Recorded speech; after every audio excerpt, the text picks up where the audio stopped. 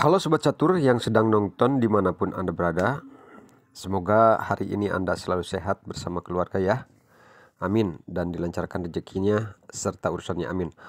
Nah Sobat Catur, ini ada problem, tapi ya bukan 2 langkah mat, bukan 3 langkah mat, atau bukan 1 langkah mat. Ini adalah ending problem catur yang benar-benar sangat menarik solusinya ya teman-teman ya. Saya yakin kebanyakan ya, hampir mungkin ya di bawah 90% itu atau 99% ini banyak yang kesulitan untuk memecahkan problem ini. Karena ya sebagaimana sudah kalian ketahui bahwa yang namanya problem catur itu selalu ada langkah yang tak terduga ya. Dan langkahnya itu arahnya itu nggak disangka-sangka. Seperti halnya problem ini. Sering ditemukan jebakan Batman sehingga pecatur yang mencoba problem itu biasanya suka terjebak. Nah Sobat Catur, kalau Sobat Catur mau berusaha untuk memecahkannya, silahkan. Coba tes dan uji kemampuan catur Anda dalam problem ending ini. Iya, hitung-hitung hiburan sambil asa otak. Untuk arah pion, biasa ya, putih ke atas, hitam ke bawah. Oke, sekarang silahkan pikirkan.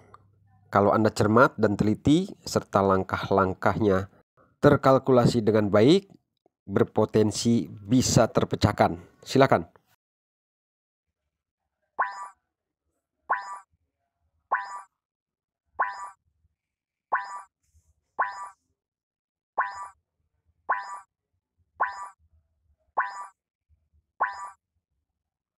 Iya, bagaimana Sobat Catur? Solusinya sudah ditemukan? Saya mengucapkan selamat ya buat Anda yang sudah bisa menemukannya. Kalau yang belum ya, kalau yang penasaran silahkan di skip atau di pause dulu video ini, hentikan ya kalau Anda masih penasaran. Tapi kalau Anda misalnya ya males mikir atau gimana lah, pengen lihat kuncinya, tidak jadi masalah. Oke Sobat Catur, sekarang kita coba dulu sedikit analisa ya. Putih melangkah terlebih dahulu. Kalau menteri putih ini memakan pion A3, maka ini berpotensi putih akan mengalami kekalahan ya. Karena menteri hitam yang berada di B7 ini akan memakan pion putih yang berada di D7 yang selangkah lagi berpromosi menjadi menteri atau perwira apa saja, namun tidak bisa ya, tidak bisa melangkah, tidak bisa naik karena sedang dipin oleh menteri hitam. Nah, kemudian kalau menteri hitam memakan pion putih ini, maka ini sangat berbahaya buat putih karena akan terus diburu, dan di langkah ketiga kemanapun Raja Putih menghindar, ini akan tetap diskakmat oleh menteri hitam. Baik, sekarang kita kembali. Selanjutnya, bagaimana kalau menteri putih ini melakukan skak ke F4? Nah, untuk Raja Hitam, ini bisa menghindar ke E6 ataupun lari ke E7. Sampai di sini, kalau Anda sebagai pemegang putih lalu melakukan skak-skak terus oleh menteri tanpa arah yang tepat, tidak mengenai sasaran, ini hanya akan berputar-putar. Tapi jika Anda melakukannya dengan benar dan tepat, tentunya putih akan mendapatkan keunggulan. Nah, jadi seperti itu ya, sedikit analisa untuk sekedar gambaran. Oke Sobat Catur, sekarang mari kita lihat solusinya dan bagaimana langkah terbaiknya. Yuk kita lihat sama-sama. Dan buat Anda yang sudah bisa membacanya atau sudah bisa memecahkan problem ini, mari kita lihat dan samakan. Oke Sobat Catur, jika Anda menjawab kuncinya adalah menteri ya, langkah pertamanya adalah menteri, itu adalah benar. Arahnya kemana? Iya, tepat sekali kalau arahnya ke F4. Cara ini tadi sudah saya berikan ya informasinya, sedikit untuk gambaran atau clue-cluenya, tanda-tandanya agar Anda bisa melanjutkan. Lalu supaya Anda bisa cepat menebak dan selanjutnya bisa menemukan solusinya. Dan setelah menteri putih melakukan skak ke F4, kemudian buat Raja Hitam bisa menghindar ke E6 ataupun ke E7. Nah, di sini teman-teman, di langkah kedua ada langkah yang tidak terduga sama sekali ya, yaitu pengorbanan menteri.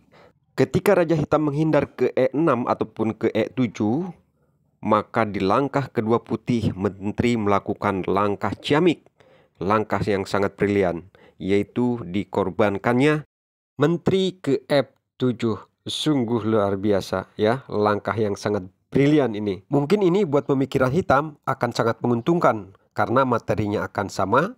Bila nantinya pion putih yang berada di D7 ini berpromosi menjadi menteri, lalu hitam akan bergeser dan melakukan skak balik. Namun posisinya hitam sedikit diuntungkan karena posisi pion yang sudah mendekati promosi yaitu berada di A3.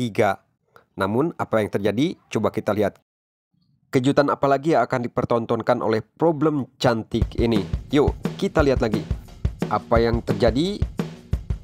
Iya, ternyata pion putih ini tidak menjadi menteri Sobat Catur. Dia malah menjadikan kuda, dan itu memang sangat tepat dan sangat jitu sekali karena langsung menggarpu dan skakster atau skak menteri. Sungguh tidak menyangka dan tidak menduga ya buat Raja Hitam. Akhirnya dengan perasaan kecewa dia menghindar. Oke Sobat Catur, untuk melihat keseruan langkah-langkah berikutnya, yuk kita simak sama-sama.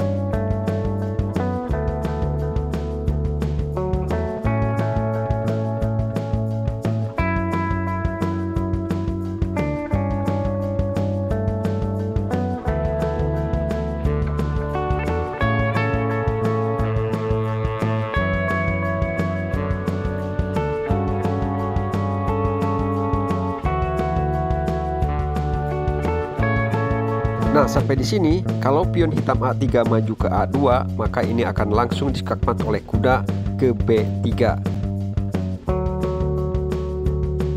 Namun, hitam tentunya tidak akan melakukan itu. Dia tentunya akan maju ya, Raja Hitamnya ke A2. Setelah Raja Hitam maju ke A2, maka ini kuda harus ke D3. Dan mau tidak mau, Raja Hitam pun mundur lagi. Karena pionnya untuk bergerak sudah tertutup ya jalannya. Nah, setelah Raja Hitam mundur lagi ke A1, baru langkah berikutnya kuda ke C1. Dan ini menyebabkan Raja Hitam tidak bisa maju lagi ke A2 untuk bolak-balik ya. Karena jalannya sudah di drop, sudah diperboden oleh langkah kuda. Dan akhirnya mau tidak mau pion pun terpaksa harus maju ke A2 dengan sangat bersedih hati. Aduh, ini bagus sekali nih endingnya Problem Catur. Dia masuk langsung ke A2 dan endingnya akhirnya tewas dieksekusi oleh kuda ke B3. Iya, oke Sobat Catur, jadi seperti itulah ya solusinya dari problem catur ini.